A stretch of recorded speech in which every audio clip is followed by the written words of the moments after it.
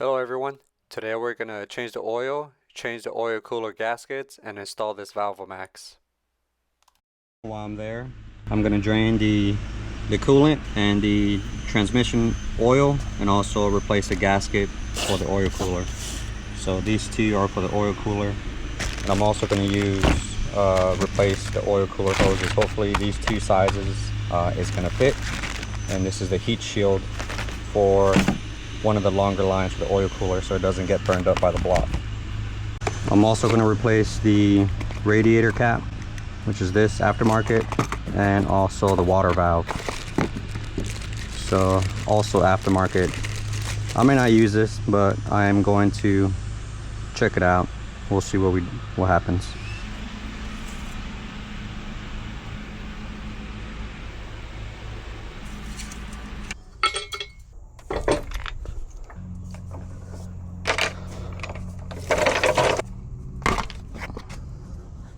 Alright, so we're going to check out on the front left corner, and right there is the oil cooler. It is super caked up right there. There's like no room for anything in there. There's literally no room for anything, and I struggled in this video and it doesn't show it. Alright, so I try to clean the oil cooler, as you can see right there, that big bolt. Alright, so this giant bolt secures the oil cooler to the block, and it looks kind of wet, and also it's kind of wet back here. This is a coolant line, and this is also a coolant line. Hopefully the leak is coming from here and not from above, and the dipstick was reading low, which is not bad. Currently this oil, we're currently at around 4,200 miles, and I change it every like 500.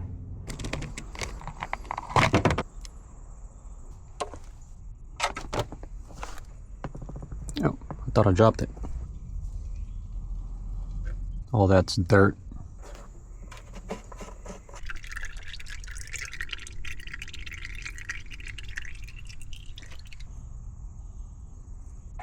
Actually, I'm gonna leave it open so that once I fill it, I can check for leaks.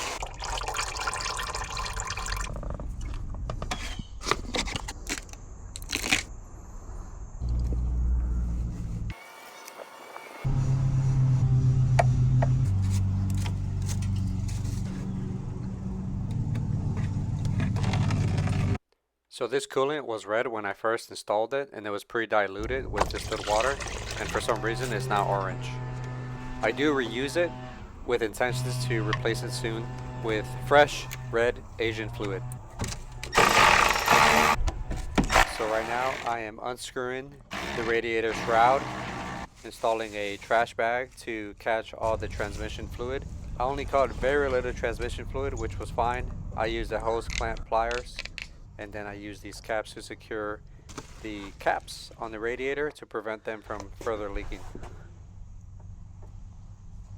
Now I'm taking the radiator out so I can wash it and scrape all the mud that's caked on the inside of the radiator. I'm using a soft plastic brush and then gave it a nice wash job. I previously gave it a wash job with a pressure washer, but the pressure was too high and it started bending the fins, so I decided not to use a pressure washer no more. Now I'm taking out the alternator. This is the tensioner, and this is the alternator bearing. It's dry as fuck. So this coolant hose right here, the clip is not even retaining the hose to the thermostat housing right here. Number 2 oil cooler hose, this clip connects to the thermostat housing. Oh, never mind, it does have one. It has a worm clamp.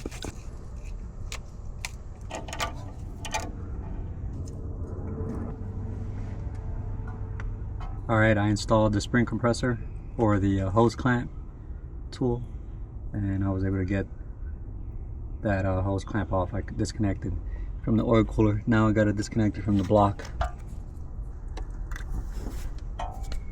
Alright, I have the other hose clamp. Here's the hose clamp. And I snaked it right there. Alright.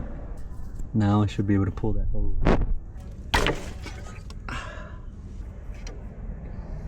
There we go. The longer side goes to the block, the short side goes to the cooler. So if you look at the cooler, there's 3 hoses. The one in the far left connects to the second one, and then the far right connects to the thermostat.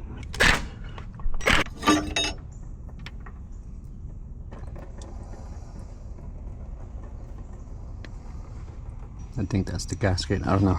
I gotta clean it off.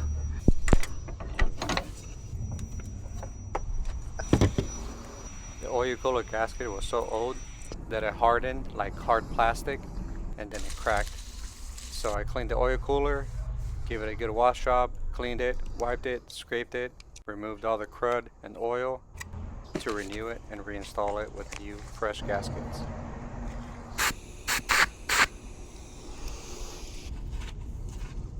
Alright, so I'm gonna renew these lines.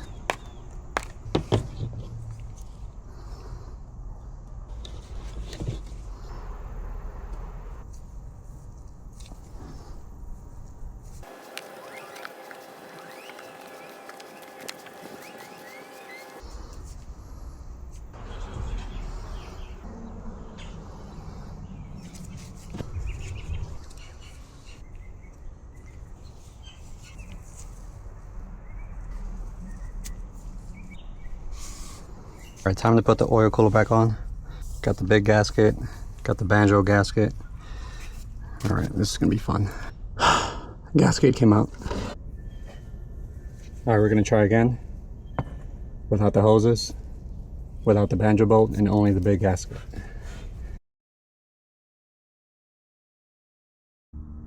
Alright, so we're gonna try this again. We got the bolt right here. We got the O-ring.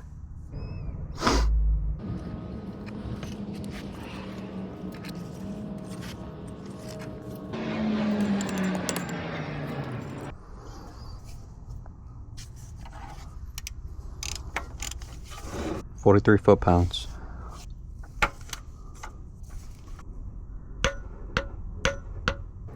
Alright, so I'm actually not going to use this hose because it kinks the hose. It's like flat, so I'm going to take this off and then use the original one.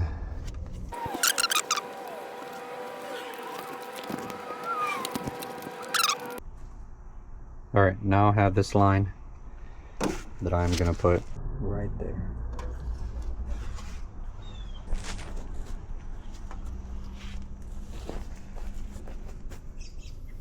If you ever wondered if the engine has a serial number, it does. The engine block has a serial number that is not relatable to the vehicle VIN number. And here's mine. Kind of blurry, but you can see where it's located, directly behind the thermostat housing. I'm gonna put this hose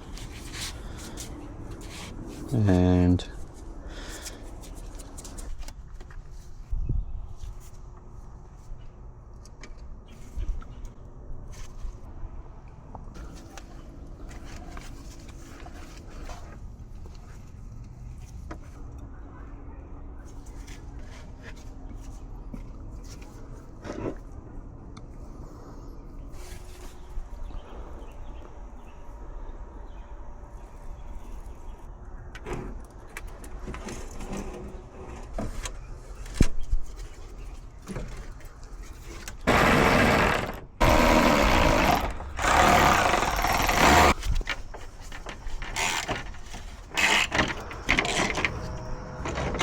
alright, so I gotta push that bushing out forward, so I'm gonna use this.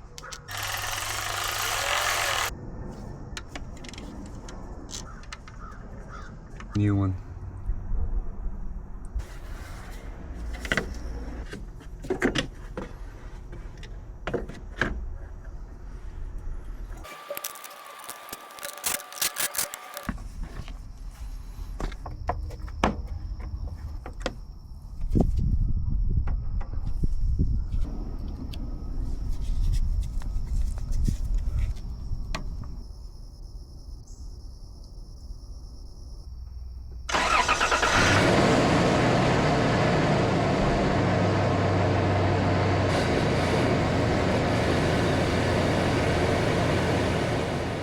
I let the vehicle run for a couple minutes, checked all the fluids, make sure there's nothing leaking, and everything is good to go. By the time I uploaded this video, I already drove it to work and back, and everything is good to go, no leaks. Thanks for watching.